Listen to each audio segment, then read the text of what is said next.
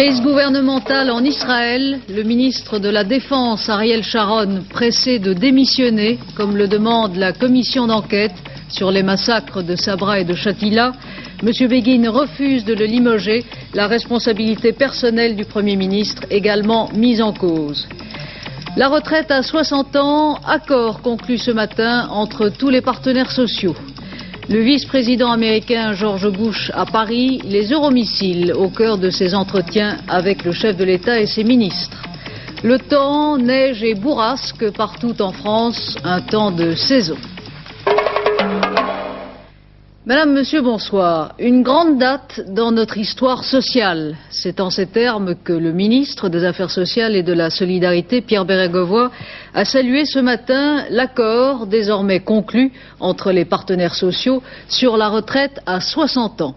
À partir du 1er avril prochain, si vous avez 60 ans, si vous avez travaillé 37 ans et demi et si vous le désirez, vous pourrez donc choisir la retraite plutôt que quelques années d'activité supplémentaires. Même si la structure financière mise au point est encore provisoire, l'accord a donc été conclu ce matin. Martine Gilson. 10 heures ce matin au ministère des Affaires sociales. Une demi-heure plus tôt, la CGC a signé. Tout le monde est désormais d'accord. La retraite à 60 ans, c'est fait. J'ai donc l'honneur de vous remettre cette demande d'agrément.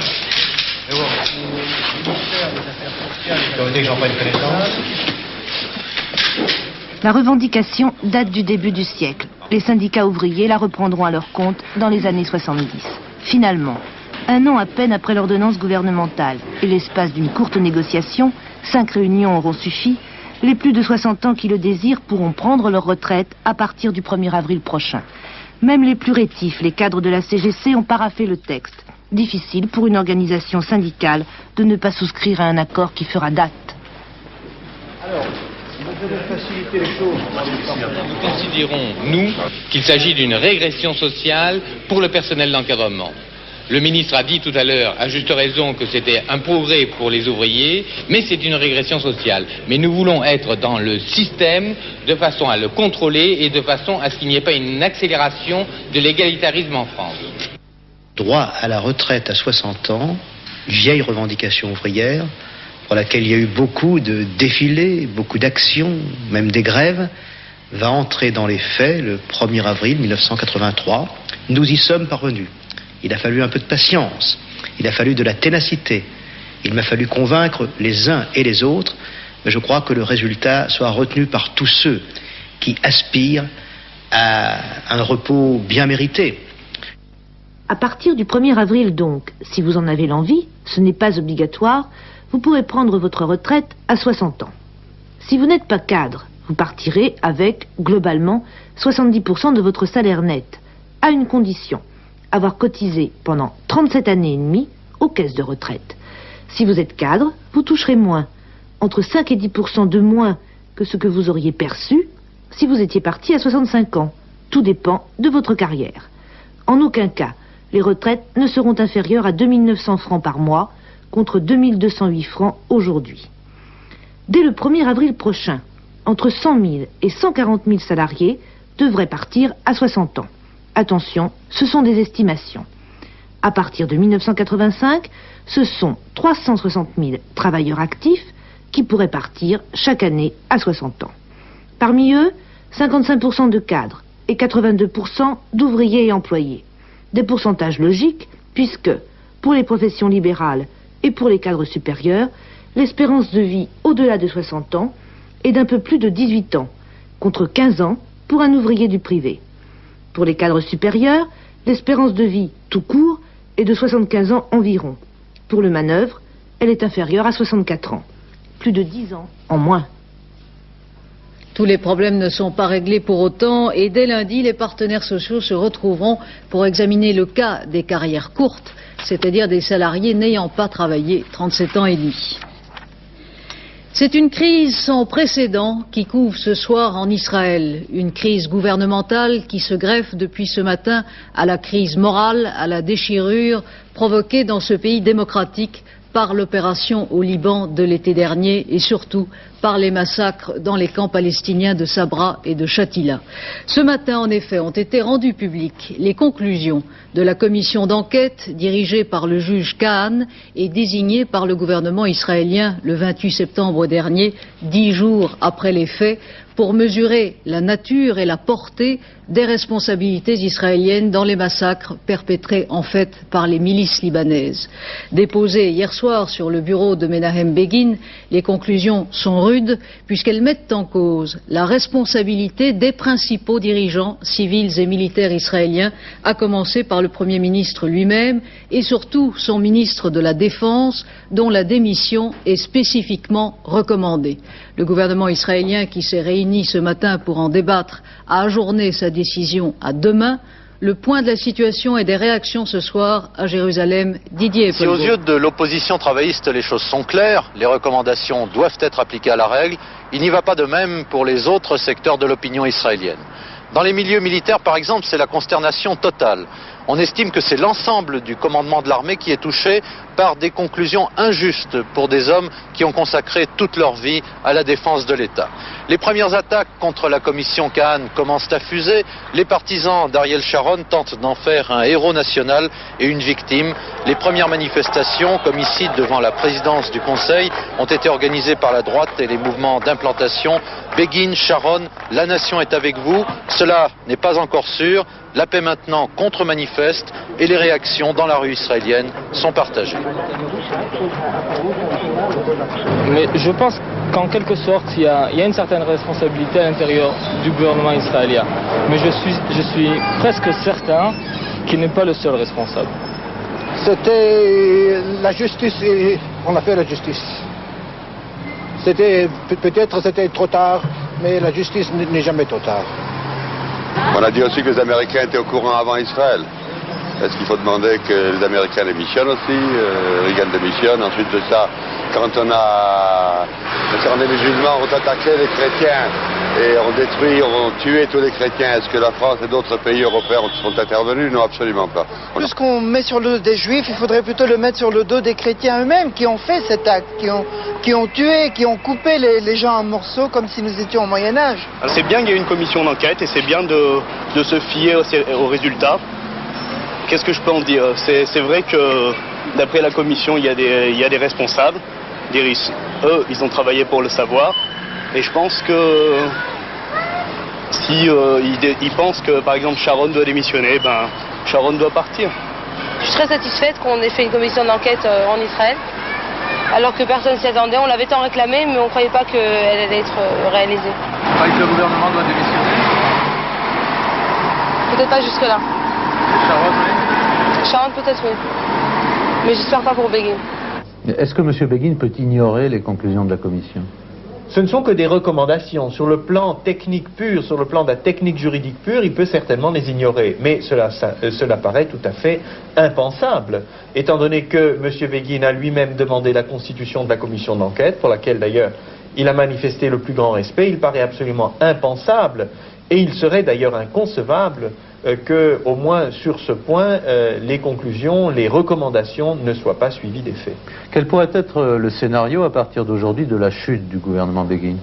Il n'est pas certain que le gouvernement tombe. Ce n'est pas certain, c'est peut-être probable, mais ce n'est pas certain. Il y a plusieurs possibilités. La première, c'est évidemment que le gouvernement, décidant de couvrir le ministre de la Défense, démissionne globalement, entraînant évidemment le ministre de la Défense, mais donnant donc une couverture aux actes du ministre de la Défense.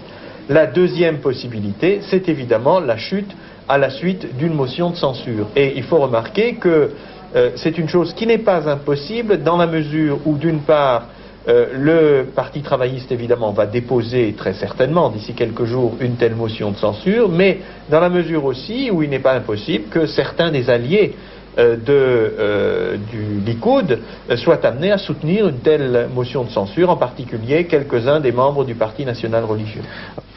La commission Kahan, qui incrimine la totale indifférence du Premier ministre quant aux informations qu'il avait reçues sur les agissements des phalangistes dans les camps, critique tout aussi durement le comportement du ministre des Affaires étrangères, Yitzhak Shamir, du chef des services secrets israéliens et du chef d'état-major de l'armée, dont les démissions ou les limogeages ne sont cependant pas recommandés. En revanche, la commission préconise la démission ou le limogeage d'Ariel Sharon, ministre de la Défense, coupable, selon la commission, et je la cite, d'avoir sous-estimé le risque représenté par l'entrée des forces phalangistes dans les camps et de n'avoir pas pris les mesures adéquates pour éviter les massacres. Ariel Sharon, grand soldat, brillant stratège, brutal, expéditif, déjà célèbre tout au long de sa carrière pour son mépris des ordres et de la hiérarchie, risque maintenant d'être la principale victime politique de cette guerre libanaise dans laquelle il voyait, en plein accord avec Menahem Begin, la sécurité d'Israël. C'est cet homme, le général Sharon, ministre de la Défense, qui est donc l'accusé numéro 1 de la commission. 2 charges principales ont été retenues contre ce partisan de la manière forte. Tout d'abord, sa responsabilité dans l'entrée des phalanges dans les camps palestiniens. Le 15 septembre, en effet, le général Sharon et le général Eitan, le chef d'état-major, décident à Beyrouth que ce sont les phalanges qui rentreront à Sabra et Shatila, ce qu'elles vont faire le lendemain de la manière que l'on sait. Or, la haine qui oppose phalangistes et palestiniens est connue.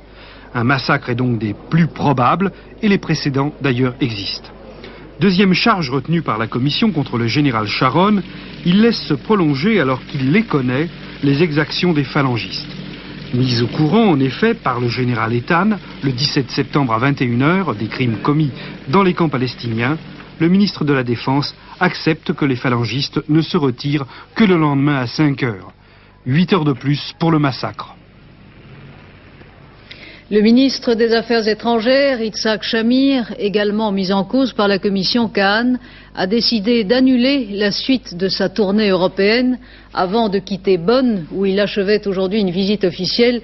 M. Shamir s'est refusé à tout commentaire sur les conclusions de la commission, mais il a évoqué la possibilité d'élections anticipées en Israël. Jusqu'ici, l'opposition se tait et laisse donc les divers partis de la coalition gouvernementale israélienne s'entre-déchirer. Le rapport israélien est important mais incomplet. C'est l'avis du président de l'OLP, Yasser Arafat, qui a regretté aujourd'hui en Jordanie qu'il n'y ait pas de condamnation décisive de M. Begin et de son gouvernement. M. Arafat demande que soit constitué un tribunal international du type de celui de Nuremberg pour juger des responsabilités qui, selon lui, sont aussi celles des États-Unis. À Washington, la Maison-Blanche se refuse à tout commentaire sur les conclusions de la commission d'enquête.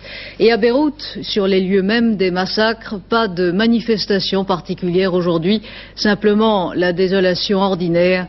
Michel Strulovici. Les lieux du massacre aujourd'hui.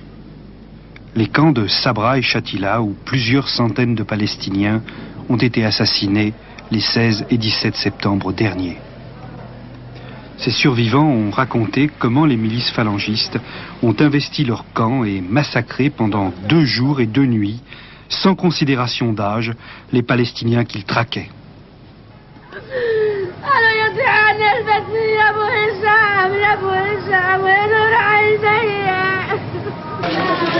C'était il y a 6 mois, au lendemain de la tuerie.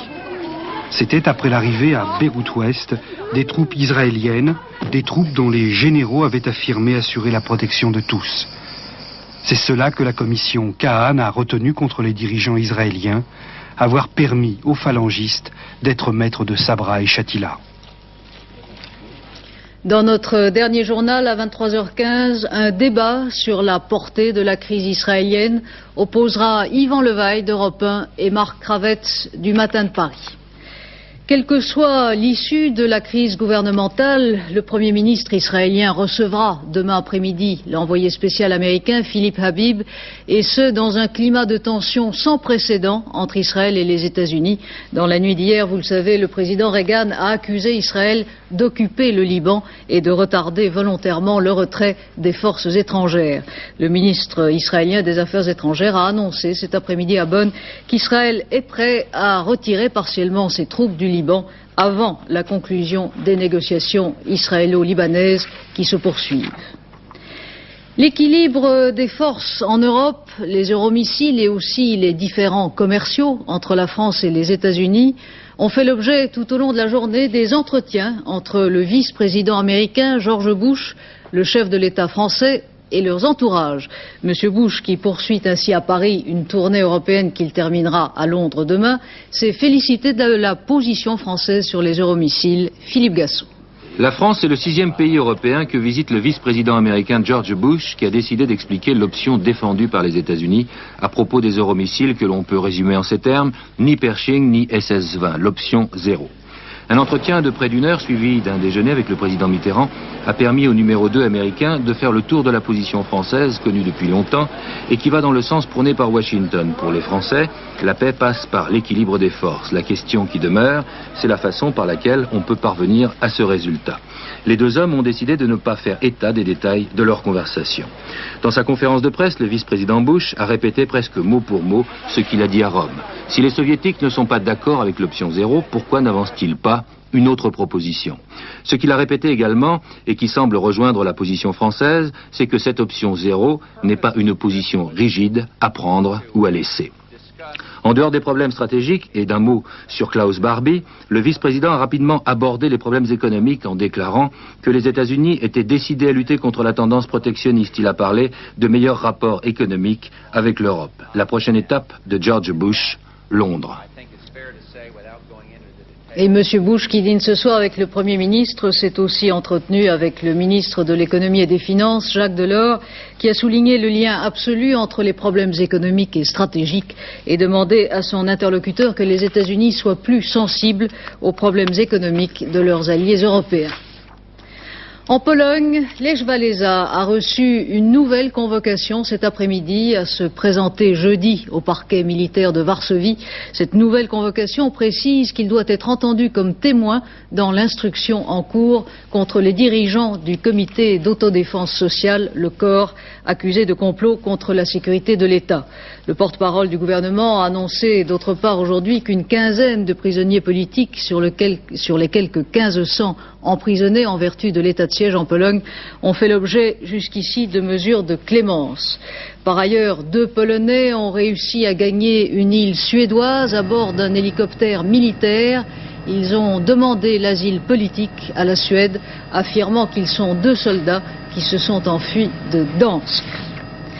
Provocation, blasphème, l'agence TASS ne trouve pas de mots assez durs pour répliquer à la demande britannique de libérer le dissident soviétique Anatoly Tcharansky. Pour Moscou, il s'agit toujours d'un espion dont la grève de la faim est un mensonge. Revenons à l'actualité française et d'abord à la politique avec la controverse déclenchée par le Canard enchaîné au sujet de la gestion des logements de la ville de Paris. Avant même que l'on ait connaissance du dossier préparé par notre confrère et qui dresse la liste des faveurs dont bénéficieraient sous forme d'appartements à loyer modéré un certain nombre de personnalités, le maire de Paris, Jacques Chirac, avait pris les devants dès hier pour justifier sa gestion. Jean-Louis Le Senne. Tout est parti de la conférence de presse de Jacques Chirac hier matin sur le logement à Paris. Alarmé par un questionnaire du Canard enchaîné, Chirac met les pieds dans la mare en répondant par avance à ce qu'il pressent être une machination contre lui du style des bureaux d'études fantômes. Des appartements appartenant à la ville seraient loués à bas prix à des personnalités chiraciennes. Faux, affirme Chirac, j'ai la liste, mais je ne la donnerai pas. Tout ce que je peux dire, c'est qu'elle comporte des noms de ministres et de directeurs de journaux de gauche. Et il en cite quelques-uns en coulisses. Le Canard enchaîné de demain conteste le sérieux des cas cités par le maire de Paris et il en cite d'autres. On en est là. Le fait est que la ville gère directement 7000 logements, mais des logements pour personnalité, des logements de haut standing, combien y en a-t-il exactement? Ils sont 200 ou 300 et pour ces logements, bien entendu, les revenus sont élevés. Alors je veux dire 2 choses. Tout d'abord que ceux qui y ont accès sont choisis en dehors de tout critère politique. Et je ne veux pas bien sûr donner de nom, mais je puis vous donner l'assurance et le dire sur l'honneur qu'il y a là toutes les tendances politiques confondues, qu'elles soient de la majorité nationale ou de l'opposition nationale. Ma deuxième observation, c'est que les gens payent là un loyer réel important. Je peux vous dire, par exemple, pour des logements de standing, par exemple rue de Seine, que des loyers sont de l'ordre de 6 à 8 000 francs par mois.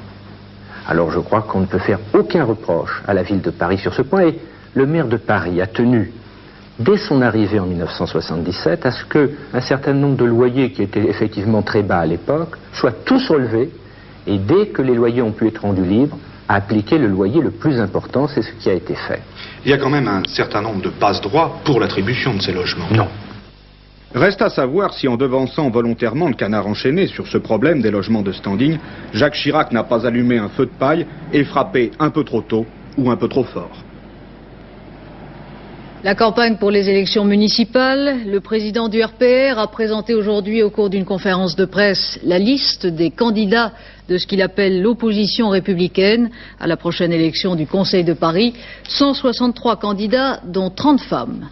À Metz, il n'y aura pas de primaire dans l'opposition. Le RPR Jean-Louis Masson a décidé de retirer sa candidature et laisse ainsi la place au sénateur maire sortant UDF Jean-Marie Rauch.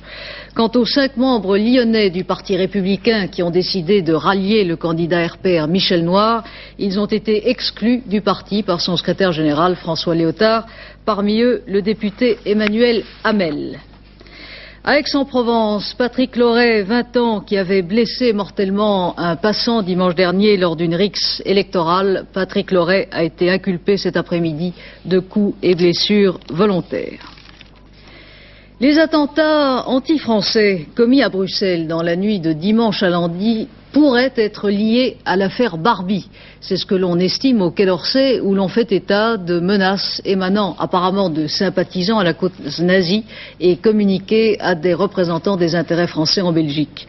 L'avocat de Klaus Barbie, maître Alain de la Servette, le bâtonnier du Conseil de l'Ordre de Lyon, a rencontré pendant 1 heure cet après-midi à la prison Montluc l'ancien chef de la Gestapo lyonnaise. Il n'a pas l'air affolé, dit-il de son client, son moral semble normal. Il a sans doute la volonté de se défendre, mais il n'y met pas d'acharnement, ajoute-t-il. Jusqu'ici, 7 plaintes avec constitution de partie civile ont été déposées à l'encontre de Klaus Barbie pour crimes contre l'humanité. Il s'agit de diverses associations et aussi de familles juives dont plusieurs membres ont disparu du fait de Klaus Barbie. Isabelle Bechler et Michel Perrault ont pu reconstituer dans les environs de Lyon certains des faits qui sont reprochés à Barbie. 40 ans après ces méfaits de l'occupation, 30 ans après la double condamnation à mort de Klaus Barbie, les juges en sont encore à rechercher des éléments nouveaux pour son procès. En effet, les crimes de guerre sont prescrits 20 ans après les faits. Aujourd'hui, la justice ne peut retenir contre lui que des crimes contre l'humanité. Le juge d'instruction Christian Ries aurait retenu jusque-là 3 nouveaux éléments. D'abord, l'arrestation de 80 personnes à la suite d'une opération du SD de Lyon, la police politique allemande dirigée par Barbie. Le bourreau de Lyon sera également tenu pour responsable d'une rafle effectuée le 9 août 1944 parmi le personnel de la SNCF à Oulin, dans la banlieue de Lyon. La milice et les Allemands y ont abattu un militant de la résistance. Madame Dugas était là. Il faisait très chaud et nous avons entendu des coups de feu aux alentours. Tout le monde, enfin quelques-uns ont dit voilà la résistance, heureux. Quelques-uns sont allés à leur avion. Et puis après nous avons été envahis par des civils. Avec mitrailleuse, par exemple, mitraillette ou mitrailleuse, mitraillette. Et puis tout le monde rassemblé là, devant ce parking. Et puis bon, on a attendu. Et puis après ils ont demandé quelques noms.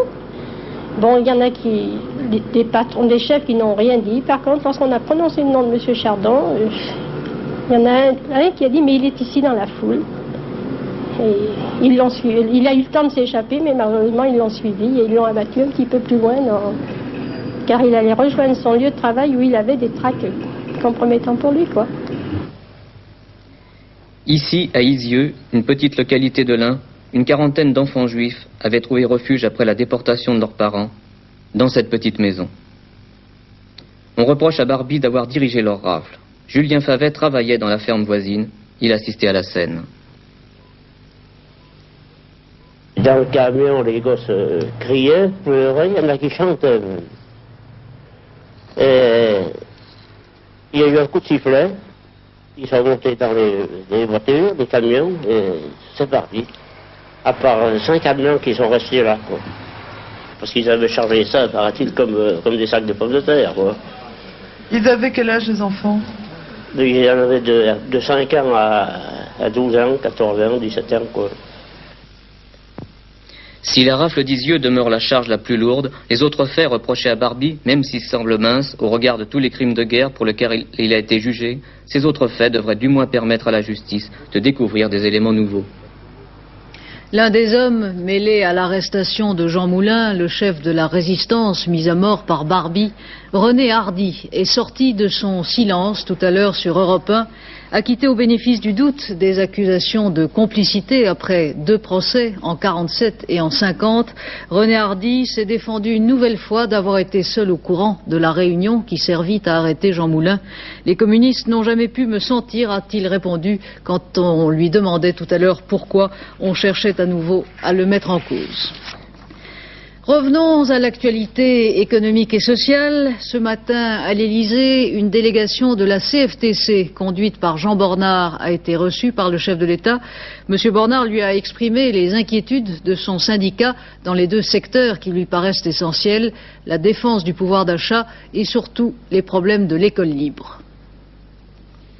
Sur le premier point, nous pouvons dire que le Premier ministre, le Président de la République a souligné sa volonté de ne pas compromettre les niveaux de vie dans ce domaine et insisté notamment sur le fait qu'il accorderait une attention privilégiée à la situation des familles et des plus défavorisées.